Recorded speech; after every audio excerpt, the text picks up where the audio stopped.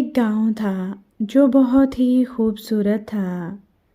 گاؤں میں ایک لکڑہارا رہتا تھا جس کے پاس ایک گدھا، ایک کتا اور ایک مرغا تھا۔ لکڑہارا گدھے اور کتے دونوں کو اپنے ساتھ جنگل لے جاتا۔ جنگل پہنچ کر لکڑہارا گدھے کو ایک لمبی رسی سے باندھ دیتا۔ کتا گدھے کے قریب گھاس پر سو جاتا تھا۔ ایک دن مرغے نے کتے سے کہا، تم دونوں آپس میں دوست ہو مگر مجھے اپنا دوست نہیں سمجھتے۔ کتے نے جواب دیا، تم بھی ہمارے دوست ہو، ہم ایک ہی مکان میں رہتے ہیں اور ہمارا مالک بھی ایک ہے۔ مرغے نے کہا، تم گدھے کے ساتھ باہر جاتے ہو، میں تمام دن گھر کے چھوٹے سے صحن میں گھومتا رہتا ہوں۔ میرا دل بھی چاہتا ہے کہ تم دونوں کی طرح باہر جا کر سیر کروں اور دنیا کی رونق دیکھوں۔ کتے نے مرغے کو سمجھایا، ہر جانور اور ہر انسان کا کام مختلف ہوتا ہے۔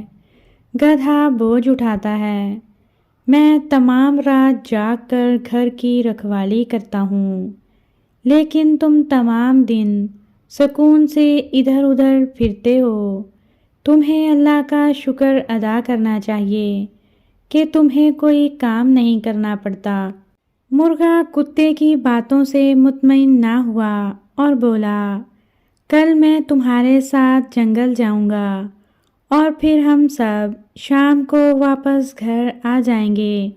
دوسرے دن جب لکڑہارا گدھے اور کتے کو لے کر جنگل جا رہا تھا تو کتے کے پیچھے پیچھے مرغا بھی چل پڑا۔ لکڑہارے کو معلوم نہ ہو سکا کہ اس کے پیچھے آج مرغا بھی ان کے ساتھ جا رہا ہے۔ جنگل پہنچ کر لکڑہارا حسب معمول لکڑیاں کاٹنے لگا اور گدھے کو ایک لمبی رسی سے باندھ دیا۔ کتا بھی خاموشی سے درخت کے سائے میں لیٹ گیا۔ مرغا ٹہلتا ہوا ذرا دور نکل گیا۔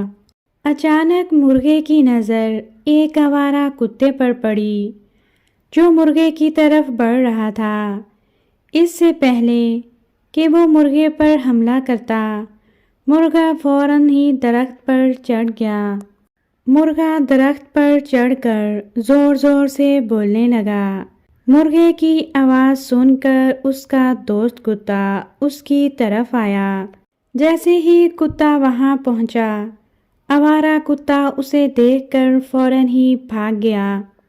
تھوڑی ہی دیر بعد جب وہ گھر واپس آ گئے، مرغے نے کتے سے کہا، میرے پیارے دوست، میں نے تمہاری بات پر عمل نہیں کیا تھا، پھر بھی تم نے میری جان بچائی، بہت شکریہ۔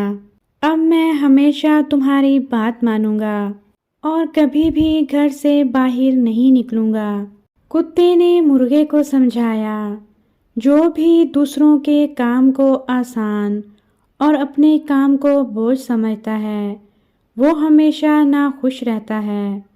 اپنا کام نہایت دل لگی اور محنت سے کرنا چاہیے۔ دوسروں کے کام آسان اور فائدہ مند نظر آتے ہیں مگر قدرت نے ہر ایک کے کام الگ الگ مقرر کیے ہیں۔ مرغے نے کتے کا شکریہ ادا کیا اور عہد کیا کہ آئندہ وہ اپنے کام سے ہی کام رکھے گا۔